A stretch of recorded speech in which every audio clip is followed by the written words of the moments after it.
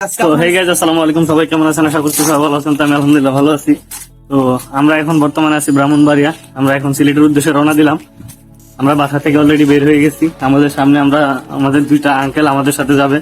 তো ওনাদেরকে নিয়ে ওনাদের বাসার দিকে যাচ্ছি। তো ওনাদেরকে নিয়ে আমরা রওনা দিব।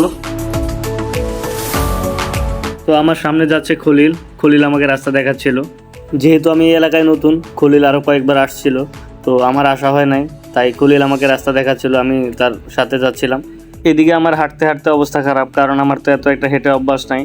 আর রিক্সাও পাচ্ছিলাম না আমরা, কারণ এদিকে সামনে রাস্তায় কাজ চলতেছিল, এদিক দিয়ে রিক্সা যাতায়াত করে না। তো আপনারা দেখতে পাচ্ছেন আমার সামনে একটা রিক্সা ছিল, এটাই পর্যন্তই। এদিকে রাস্তার কাজ চলতেছে, যার কারণে আমরা রিক্সা পাইলাম না। তো আর কি করব, কপাল খারাপ। হাঁটতে হাঁটতে যাচ্ছি সামনের দিকে, দেখি কপালে কি আছে আজকে। তো আমরা হাঁটতে হাঁটতে আঙ্কেলের বাসার পাশাপাশি চলে আসছি।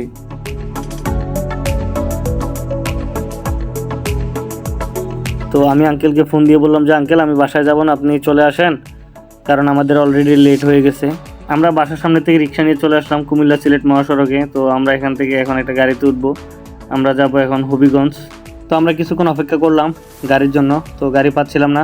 পরবর্তীতে চিন্তা করলাম যে আমরা সিএনজি নিয়ে চলে যাই, কারণ আমরা ছিলাম 4 জন।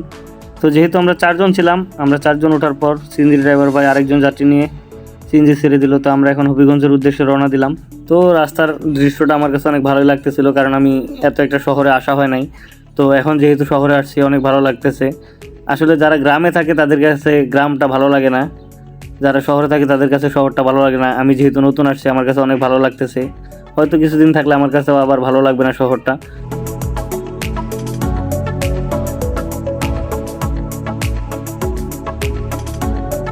আপনারা জানেন কিছুদিন আগে সিলেটে বৃষ্টি হওয়ার কারণে পানি উঠছিল। তো আমি এই ব্রিক ফিল্টার দেখে চিন্তা করতেছিলাম যে ব্রিক ফিল্টার থেকে ইট বাইর করে কোন রাস্তা দিয়ে। তো অনেকক্ষণ চিন্তা করার পরে বুঝতে পারলাম যে না, আসলে বৃষ্টির কারণে রাস্তাগুলো ডুবে গেছে। গত 2 দিন ধরে আমি জার্নি করতেছি, যার কারণে আমার ফোনে চার্জ ছিল না, আমি বাদবাকি ভিডিও ক্লিপ নিতে পারি নাই।